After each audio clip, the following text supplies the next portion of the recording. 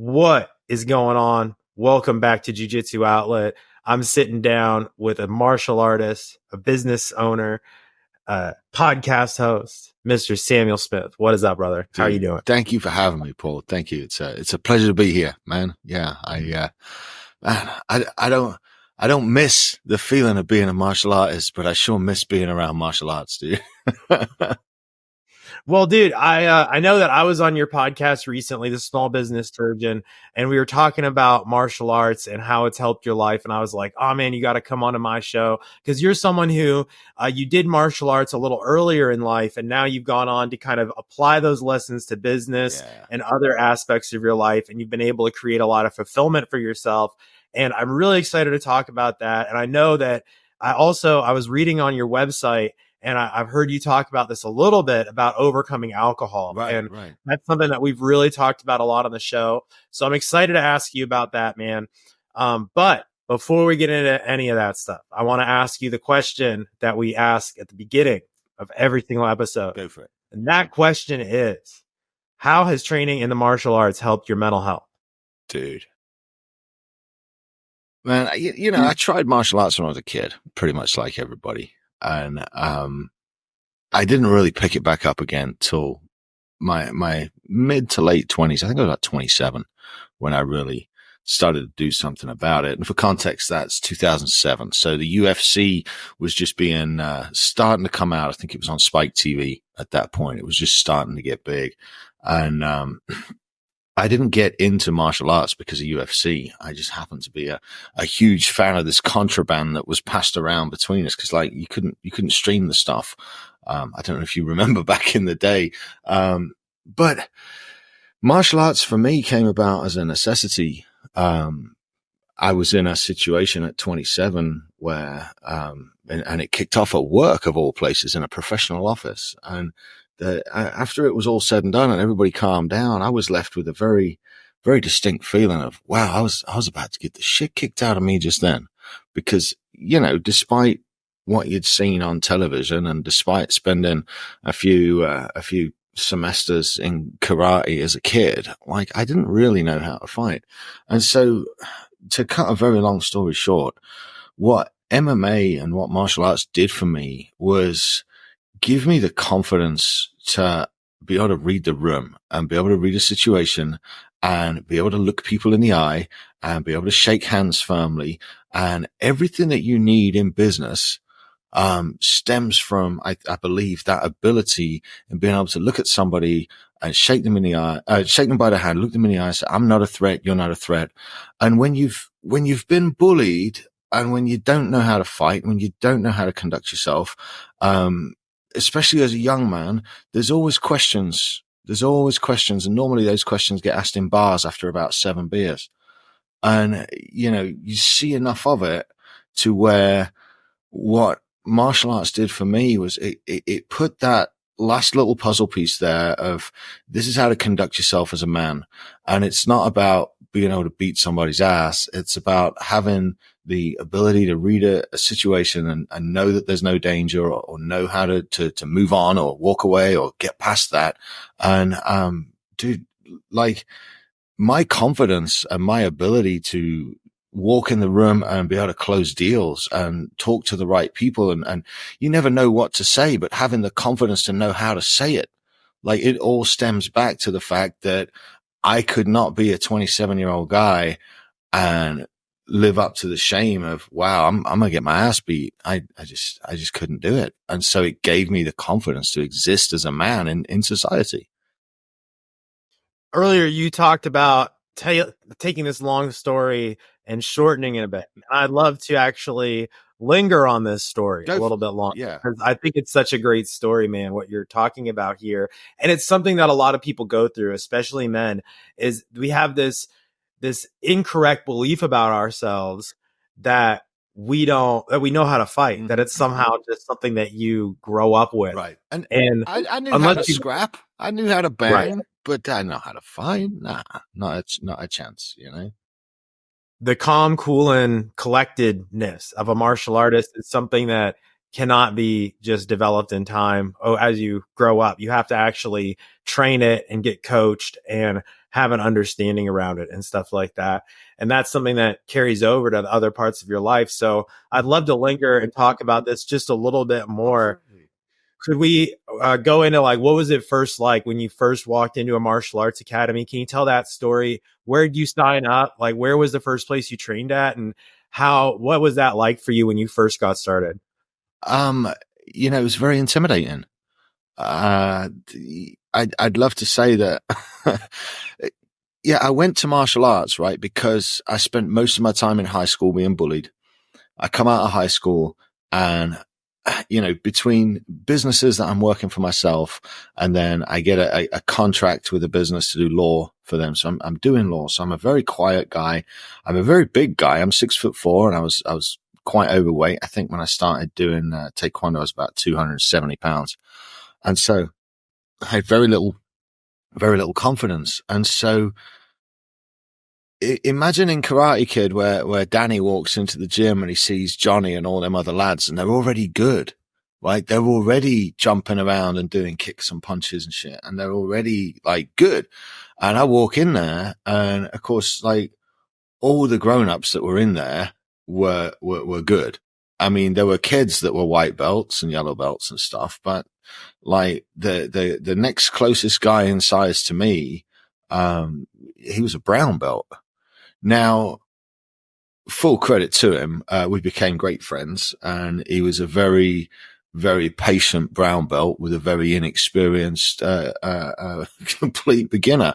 But going into the gym was intimidating. I didn't want to, I didn't want to go and look like a beginner in a room full of experts. And, if I could give props to the guys that own the gym, they sat me down and when you go in for an interview, you talk to them, they go, oh, we'll give you a free session, whatever. And they're like, well, what are your goals? What do you want to do? And it wasn't any more than, lose weight and be able to, protect myself in a situation. I had no intent on fighting or competing or any of that at that point in time. that changed as I got used to it. But walking in the gym was probably the hardest part of joining. And knowing that everybody in the room in there, could and did beat my ass. But they also beat my ass fairly whilst teaching me things. And I made some great friends. And now when I first started martial arts, again, it's 2007. So there wasn't a whole lot of availability of what we have now. We were in a taekwondo gym, and I'd been going for about a month, and there were some guys that still didn't even talk to me. You know what it's like being a new kid. And, we've been going about a month, and one of the instructors said, hey, we've got a Jiu-Jitsu purple belt coming in from Dallas to do a session on Thursday. Does anybody want to come? And a few of us, well, yeah. So that is how I started in Jiu-Jitsu, is in the back gym of a taekwondo gym in the weight room. They put some mats down and a little it wasn't even a cage, it was just a little wall to push against, so I could simulate a cage. And that's how I started in jiu-jitsu. And like within, I think it took me about 6 months of understanding that I was going to get hit. And once you learn, like, you're going to get hit regardless, it then becomes about, okay, how do I mitigate this hit? How do I stop getting hit quite as hard? And which part of him is he leaving vulnerable while he's hitting me?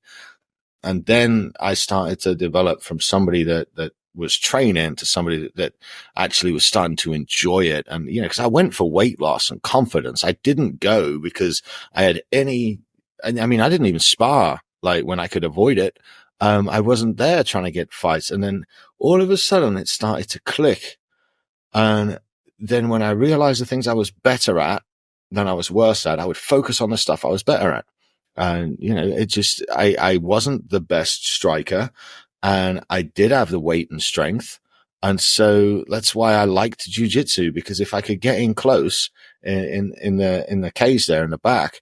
If I could get you close, I could take you to the ground, and then we could go to work on the ground on stuff. And it was a much more even playing field from the more experienced Taekwondo guys who could kick me and slap me while I was standing up. And so that's why I started to like jiu-jitsu more and more. It's because, hey, I'm actually just as bad at this as they are, and I'm just a little bit less bad. So it wasn't that I was good. It was that standing up, those guys could just light me up. And so jiu-jitsu, it was a very fun place to go instead of getting punched, you know? Yeah, man, that's awesome. How did that progress for you with jiu-jitsu? And what was it like after you've been training for maybe like a couple months or so? When it really got fun was when I figured out how to choke. And when you submit guys that you know can beat you in a stand-up fight, like you know it, but you're still stronger than them, and you can get them on the ground and you can submit them. And that's when I started to have like fun with it and started to actually want to do it, because you know, all the warm-ups and all the stretching, and for a guy that's 270 pounds, that's a lot of work, dude. That's a lot of, you know how little fun shrimping across the floor is. Like, when does that ever get fun? Like, for real. And so, yeah, like, jiu-jitsu for me just kind of, it became the safe place because I knew I wasn't going to get punched. So whenever we had like full contact sparring, I would always try to tie the guy up, try to get him against the wall, get him on the ground, and then go to work, because it was the safest way for me to do it. And it was like the quickest thing I could learn. Because again, when you've got guys that have been throwing, 2 and 3 shot combos for 10, 15 years standing in front of you, you've got no chance of anything. And jiu-jitsu legitimately gave me a chance very quickly. And I think that's kind of why I liked it. Man, Samuel, you talked about being bullied growing up. You talked just now about being 270 pounds when you started.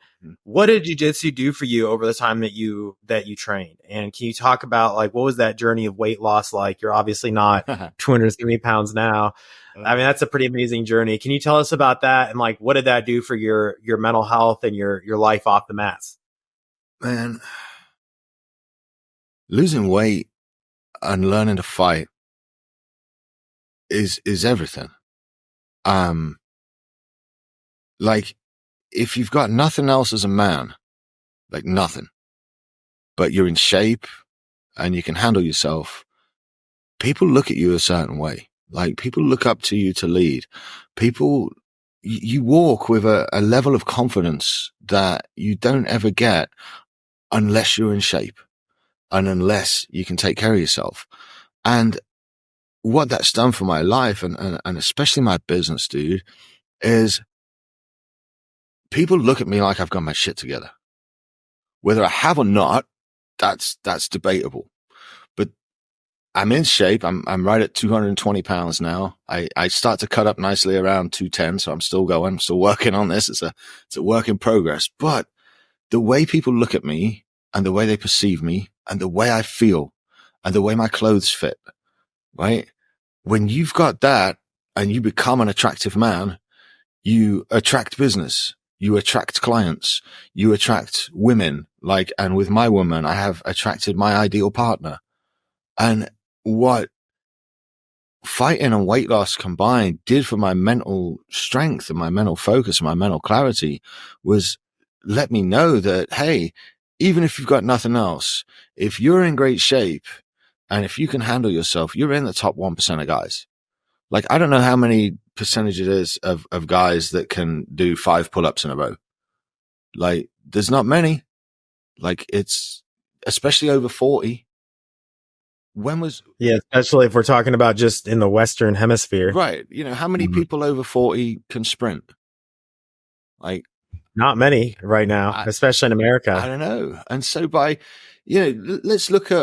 let's look at what you can do to further your career and further yourself as like a human being. Like, what can you do that's free? You can exercise, you can stay in shape, you can feed your brain with stuff, and you can develop a strong body and a strong mind. And dude, what better way to do that than in martial arts? Like, because that is giving you the body and it's giving you the mind. Like, those are the two most important things that I've ever developed. Like, people look at you differently when you're in shape, and they look at you differently when they know you could fucking scrag them. I don't know a better way to put that. That's not very professional, is it? But they do. There's some kind of, there's a factor It's there. true. Like, they look at you differently and they put you in a, wow, this guy's a winner. Therefore, I'm going to treat him like a winner. I'm going to associate with him. I'm going to do business with him. Look at the way he looks after himself. Like, you think he's going to look after my business deal? Yeah, probably. Because you got to have you got to have a bunch of discipline to get good at martial arts. You got to have a bunch of discipline to get in shape. So you think that same discipline is going to carry through his business and through the work product that he puts out? And that's how it happens, dude. It all just starts. It's like a big snowball. And it all comes back to feeding yourself with the right stuff, feeding yourself with a good diet, with some sort of training, like be it weight training, be it jiu-jitsu, be it any kind of martial arts. But those should be your baselines. Like, you should be in shape and you should be able to take care of yourself. And dude, it just, the world looks at you differently when you've checked those two boxes. Yeah. And you look at yourself differently too. Absolutely. You get that confidence that everyone is after. And I think that that's kind of where it all stems from. And man, that's powerfully said. Thanks for sharing that, man. Thank you. I wanted to ask you about this. So I know that you struggled with alcoholism and you're able to overcome that. Can you talk about that? Like, what was that like? And what were the things that helped you get out of alcoholism and get your life on track, basically? Huh. Well, you know, so I was raised blue collar, total working class. I had no idea we were poor. Like, you just didn't really, I had a very happy childhood, mate. But a huge part of that was it revolved around alcohol. And you used alcohol for everything. Alcohol for celebrating, alcohol for commiserating, alcohol just for keeping warm on a cold night. Like, it was a huge, culture of alcohol. And, there's been all kinds of sociological papers written now about the drinking culture in British males in the 1990s. And I was right in the middle of it. And so, I never really thought I was an alcoholic, and I never really thought I had a problem. I just thought I was normal. I just thought that this is what you did. But when I started to become successful and, to put in perspective, like in England where I grew up, it was quite economically depressed.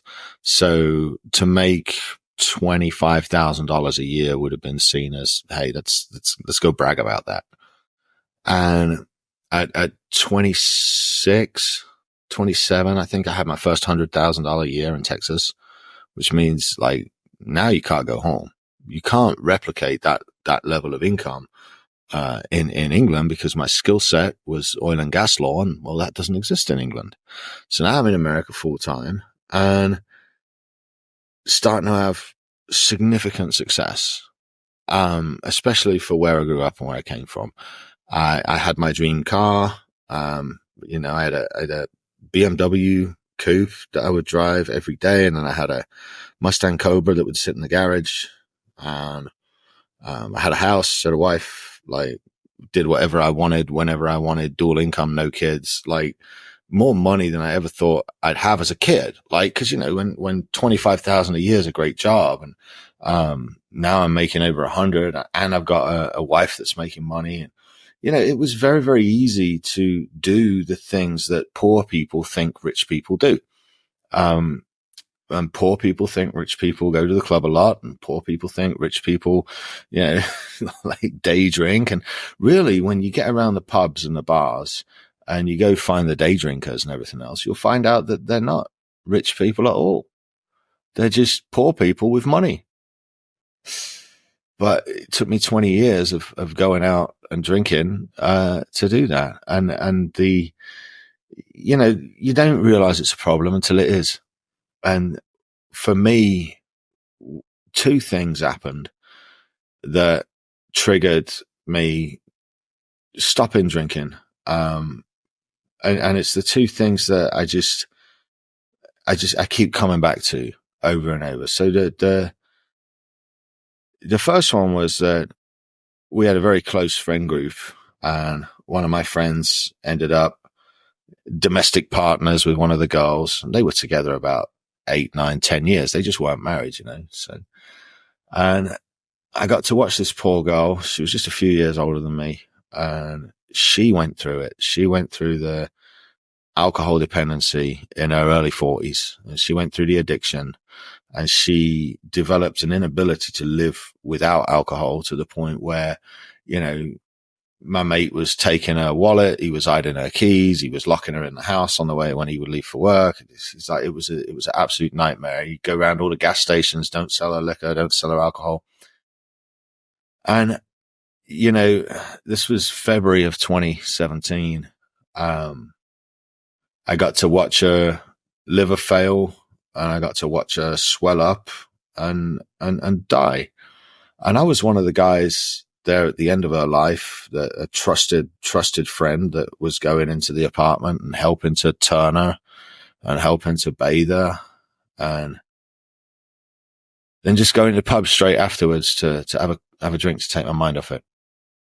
And watching that little 150-pound girl gain 40 or 50 pounds and turn yellow in the course of a week and be riddled with bed sores, and I still remember the moans of pain that she made when we turned her over.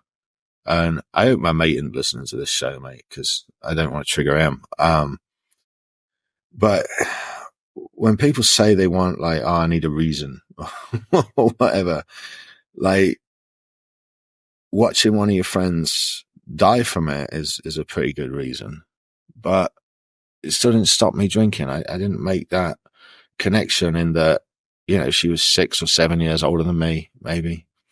And if I kept, I was drinking, I'd get through a bottle every couple of days. And I'd go to the bar. So, God knows how much I was drinking, to be fair. But 7 years of drinking more, and I would be like her, right? I don't know. That was the logical answer. And so this alcohol had caused a whole bunch of trouble in my personal life. It had caused me to really do whatever the fuck I wanted to, including, my marriage was pretty fucking broken by that point. And so I just stopped caring about that. And we would make all those kind of mistakes that married men with money and a whole bunch of alcohol make. And, my business ended up collapsing owing to the fact that I was drunk all the time. And, we were doing somewhere around 6-7 million, a year. So that's what we were pushing in supplements. And so I'd started this e-com brand. I'd been in e-com for about 7 years prior to that. I started the brand about 3 years before it. It was doing pretty well. And, we'd have regular revenue wise, regular 500-600 grand a month, like months. And then we were scaling it up and beyond that. And it was in scaling it that caused the collapse. So in May of 2017, I was back in England for my sister's wedding, and, it was a British wedding. My company had collapsed, but the tickets were paid for. So we went, and I got drunk for 2 weeks. And, this is 3 months after watching my friend's girl pass away there. And, I just went and drank for 2 weeks straight, cause it's a wedding. Right? What do you do? And looking back, there's not one picture of me from that vacation that's not glassy eyed or with a drink in my hand or making a goofy face for the camera or whatever. It was, I don't know, because I don't feel like I was a terrible person, but I certainly wasn't anywhere close to the best version of myself. I felt like we were having fun. I felt like everyone around me was having fun. I felt like a popular guy, but at the same time, probably not. Because when we left my parents' house, it was about 5 o'clock in the morning on June 6th of 2017. And my mom, she stands on her tiptoes and she whispers in my ear, she whispers, "Sort your fucking life out." And that's coming from my 63-year-old mom who never swore at me like that, like never. And so I drive to the airport and I'm all mad at my mom. I get on the plane and the waitress comes around and I order a double Jack and Coke. And as she brought it back, I waved her the bottles back and said, you know what, maybe I'll just have a Coke. I said, in fact, make it a Diet Coke. And I was hungover anyway, dude, because I'd been up the night before drinking with my dad because we were leaving, you know. And I was hungover. And I thought, well, fuck, maybe I won't have a drink today. All right. So we get back to Texas and go back to my shitty little 1-bedroom house without my kids, without my ex-wife. Like, right. And there's no alcohol in the fridge. I'm like, all right, well, maybe I really won't have a drink today. I wake up the next day and I wasn't hungover. And I thought,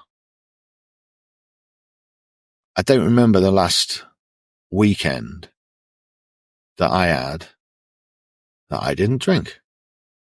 And I'm talking from 17 years old, mate. And I thought, well, I wonder if I might just not have a drink today. And do you know what? I didn't. And that was weird. And then the next day, it's like, wow, I'm not hungover. All right, what are we going to do today? And you know what? I thought, I'm not going to have a drink today. And dude, it just went like that. That was it. Between the two visions of my mom telling me to sort my fucking life out. This is my mom. Like, I left to go to America to be a success, dude. And I was a success. And I got all this money and all this shit. And boom, it's gone. And my mom telling me to sort my fucking life out. And the groans that poor girl made when we turned her over and bathed her fucking sores. And I still go, do you know what? I'm not going to have a drink today. Because there's some days, mate, where I could have a fucking drink. I could tell you what. Like, I could do it. And yet, I know where it goes. And I don't possess any sort of ability. I mean, I don't know. I don't feel as though I possess the ability. I think if I brought alcohol back and said, oh no, it'll be fine, I can control it. It's just a drink here and a drink there. I don't think I've got the ability to control that, mate. I think if I brought alcohol back within 2 weeks, I would be alcoholic again. Because, dude, I miss it. I miss playing drums. I miss rock and rolling. I miss gambling at pool. I miss hanging out with an old fashioned, talking shit around the pool table, taking other people's money. I miss sitting on the back porch by the fire, drinking whiskey. But I don't miss it like I want to let my mom down. Or I don't miss it like that girl, she died, that noise. And then my other buddy, God rest him, known him 15 years. About 6 weeks ago, 47 years old. And he'd been trying to quit drinking for fucking years. I saw him about 3 years ago was the last time I saw him. And he had like 2 days on the wagon and he was shaking. And now you got to look at the kids. He's got teenage daughters. Now they got no dad because he liked to have a drink. Well, I got teenage sons, mate, and I like to have a drink, don't I? Yeah, I do. But maybe I just won't have one today because I got a couple of lads that I got to look after and I got to be around. Yeah, maybe I won't have a drink today because, you know, one drink will turn into 2 and that might turn into 4 and fuck me, I'll disappoint my mum again. But if I set myself the challenge of saying, hey, I'm never going to drink again, I guarantee that by the end of that first week, I'd have been like, oh, fuck it, I'm going back to the park. And I'm not suggesting, Paul, that this could work for everyone because maybe it works, maybe it doesn't. But what I had to do was compartmentalize it and say, yes, I am going to have a drink again. I'm going to have a drink when my life is in order, when I'm happy, when I've got something to celebrate, and when I've hit a massive milestone in my life. We'll pop open some champagne. We'll celebrate. We'll have a drink. I am going to have a drink on Christmas Eve when I go home and I see my dad and we're sitting around the fire. I'm going to put just a tiny drop of whiskey in that glass and it's going to be okay. And the funny thing is, dude, knowing that I can have a drink if I want one makes it easier for me to say, you know what, I'm just not going to do that today. Maybe tomorrow, maybe, but probably not, but maybe. And if I just keep saying that, then it's my decision. But I didn't find an off switch, mate. I wasn't able to say whatever they fucking say at these anonymous clubs and all that other shit. Never drinking again. It's just too hard, mate.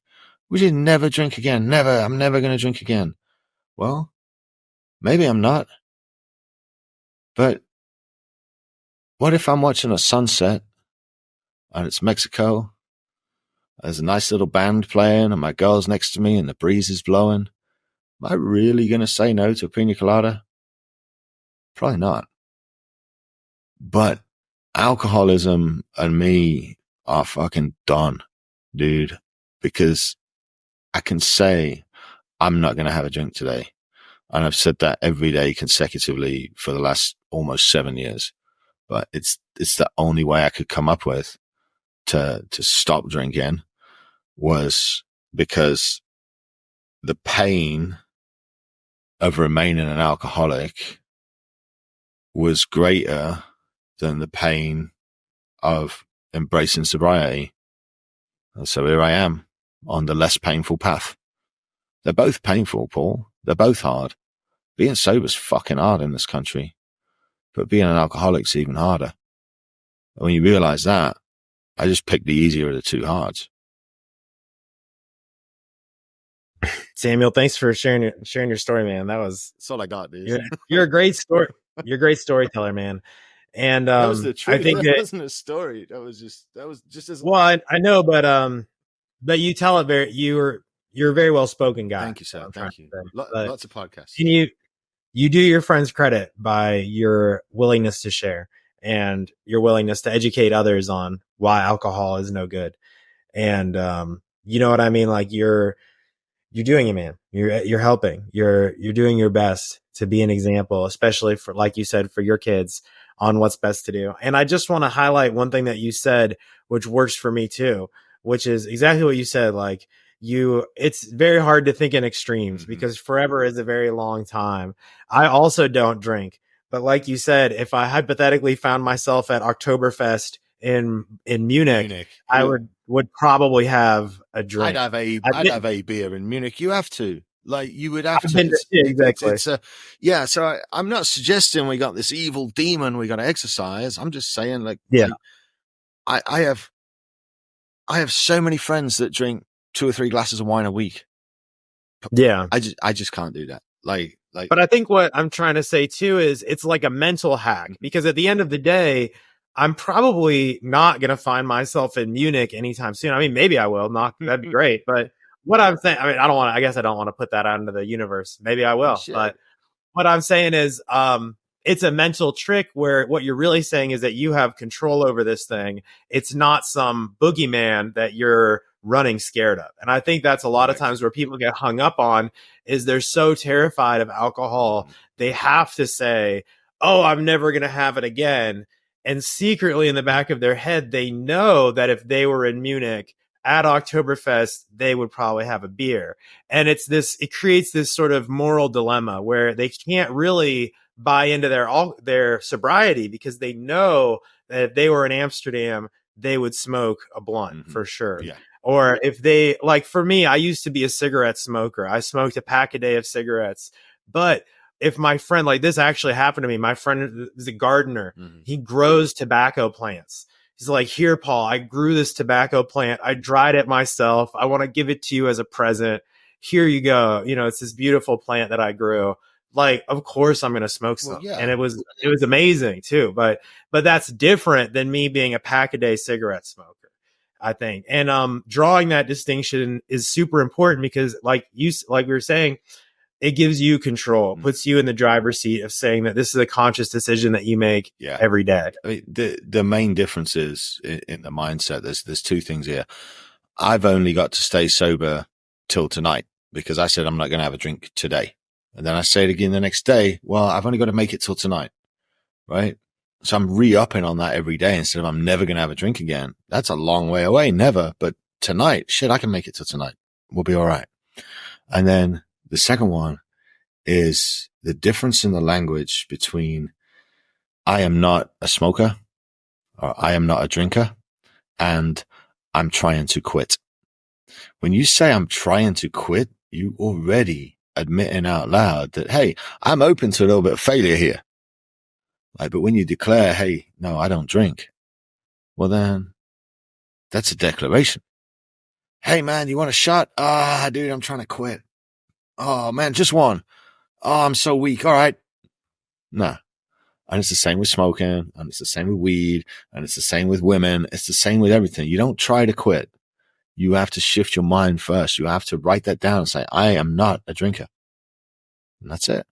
But anybody that's trying to quit is self-admittedly leaving the door open for that habit to come back because they're admitting that they're trying. They're not declaring that they're done. And I think that's a huge, huge trigger that we can implant in people's heads as they're starting out on this journey. Whatever it is, they're quitting alcohol, they're quitting cigarettes, they're quitting porn, whatever they're trying to quit, you throw it out there like, I am not a smoker. Period. And then it helps with that mindset and it helps to reinforce, hey, I just got to make it through the end of the day. I'm not a drinker. I will not have a drink today. And boom, It's a lot easier to get to 10 o'clock at night and go to bed than it is to say, I'm trying to quit. I'll never drink again. And then a week later, well, I tried, but I was no good. So here I am drinking. Right. You know? Right. Man, thank you so much for sharing your story. This has been really great to talk about. We do got to wrap this up here in a minute, but I've got one more question for you, my friend. Okay. And I wanted to ask you, I know that you're an entrepreneur, you're a consultant, you help small businesses with their business. You've grown a lot of successful businesses over the past. What do you feel like the martial arts gave you that you took and applied to business? Confidence, man. Confidence in my own abilities, confidence in my ability to execute, and understanding that discipline and focus over time is what moves you. There's no shortcuts in martial arts, dude. Just like there's no shortcuts in business. Yeah. Like knowing those three things, like discipline, focus, and confidence, like what else do you need in business? Like, and it all came from being prepared to step into a octagon and getting punched in the face for 6 months straight until I learned what was going on. And that's just what business is too. Like you get in the arena and you get the crap slapped out of you. Like, and then you get in the arena again and it happens again. But by the third time, you're waiting for the punch and you know it's coming. And it's such a mirror for business. You know, the amount of training, the amount of work that goes into it. I mean, it feeds the confidence and it feeds the discipline. And dude, I would recommend like my oldest, he doesn't like to fight and I've had him in fighting and my youngest took to it. But man, if you can get your boys, if you can get your girls, if you can get your kids actively participating in that, it builds like discipline's a muscle, like the focus, it's a muscle. And like having your kids in martial arts, it's just done so much for my business and my confidence. And knowing that there's no instant results, dude, all a black belt is a white belt that kept showing up and didn't quit. That's it. And it might take you 10 years, but if you keep showing up and you keep focused and you keep that discipline, you'll get where you're going. There's a quote by Andy Frisella that I really love. He was talking about it on his show. I forget the exact quote. This is like a bit of an Andy Frisella paraphrase. I like that, dude. But it was something I like that dude a lot, but something to the effect of, if you work on something for 10 years, there's no way that you're not going to get somewhere. Oh yeah. That I forget exactly what he said, but it was like, it becomes undeniable is what he was getting at, was if you be put in enough time at something, it will be inevitable that you will achieve a certain level of skill, which will then prove, like, again, that'll become inevitable that you won't be successful. Like, you're going to succeed somewhere in that. And I totally agree, man. Like, it applies to martial arts, to business, to everything. If you put 10 years of consistent, solid work into something, you're going to go big places. And that's true for martial arts, business, everything. Yeah. Agreed. 100%, man. I couldn't think of a better way to build the foundation you need to succeed as an entrepreneur than actually physically going and learning how to fight. 100%, man. 100%. Let me ask you this. I know you have your own podcast called The Small Business Surgeon. I've been a guest on it. I actually worked on it a little bit back in like 2020 when we first met. We met at a podcast mastermind where we were kind of masterminding about your podcast. And I really loved watching you grow. And can you share with us, like, what are some of the biggest takeaways you've had from doing the show and interviewing people? What have been some of your biggest lessons?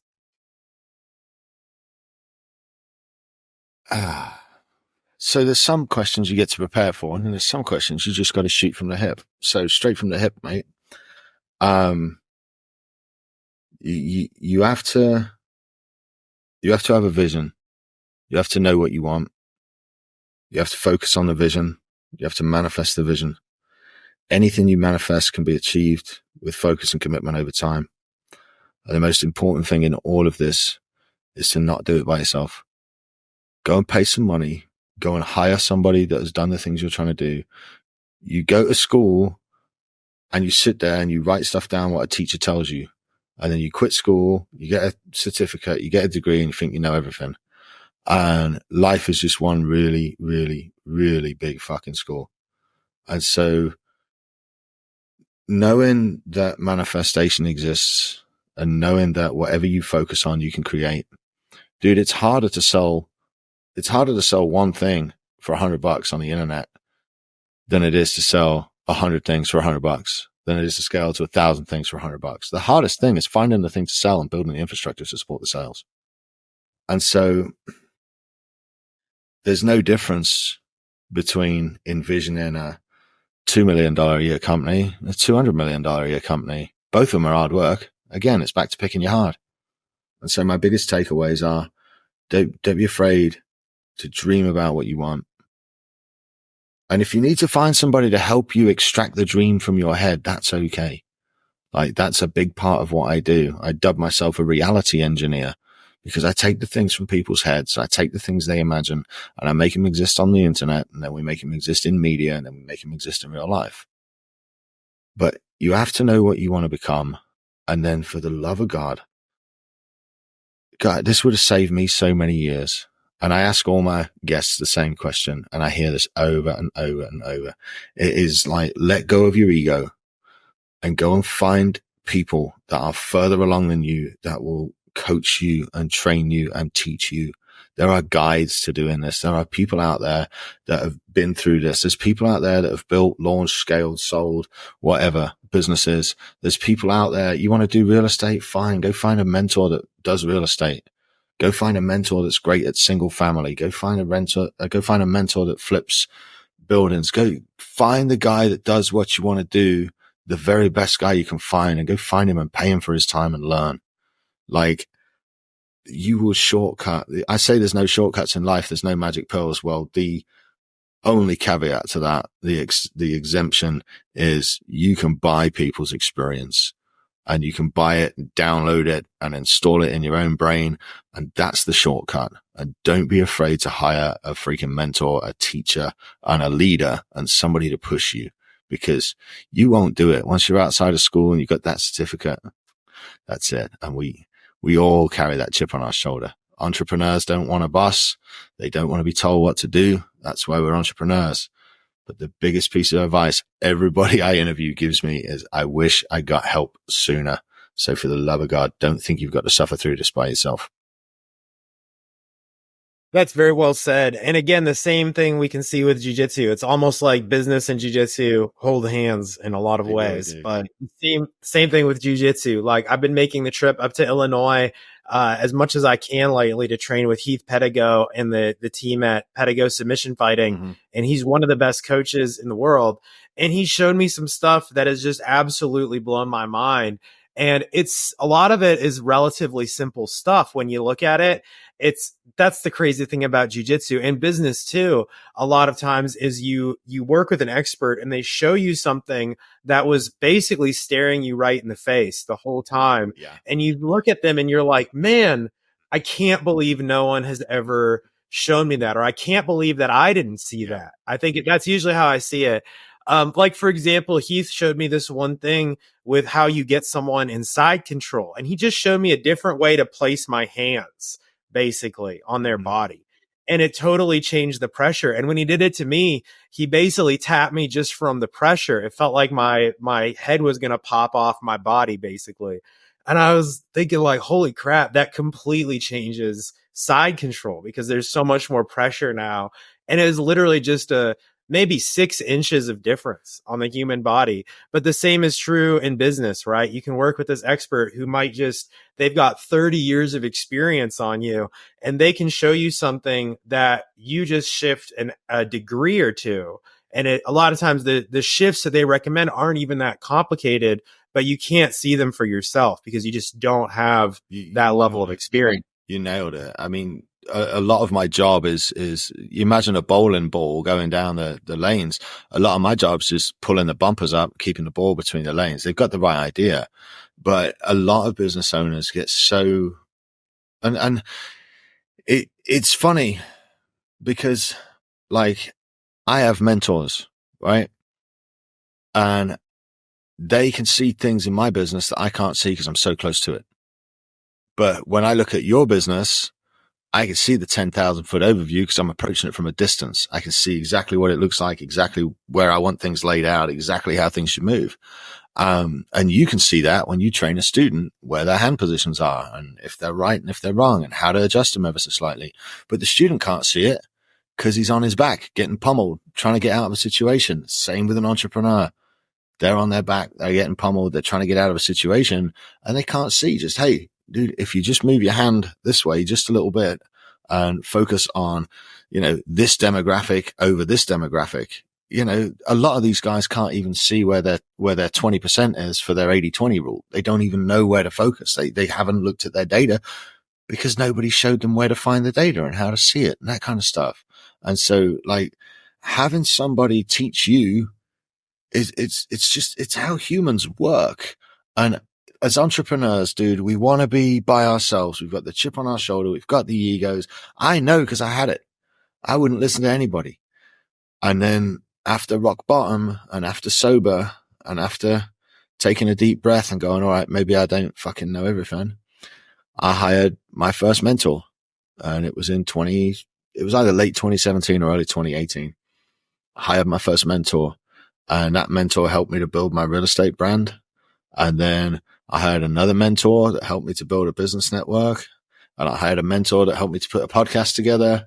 And you see where this is going, right? There's always somebody that I am around that I'm buying time from so that they can be looking at my things, telling me, hey, maybe tweak this, maybe do that. Because with mine, dude, like everybody, I'm in the middle of it. You only see what's right in front of you. And so that's a very good thing to remember is that like, you can't see what everybody else sees because you've got the perspective of being inside of the company. Right. Yeah. Or just inside wherever, inside your own life, inside your own jiu-jitsu, everything. Like you always need that outside coach, that outside mentorship. Mm-hmm. Well, Samuel, man, I feel like we could talk all day. Yeah. I really appreciate you coming on the show, man. But we got to wrap this up. Unfortunately, thank you for having me so much, dude. It's been great to be here. We'll have to do another one in the future, man. I appreciate you.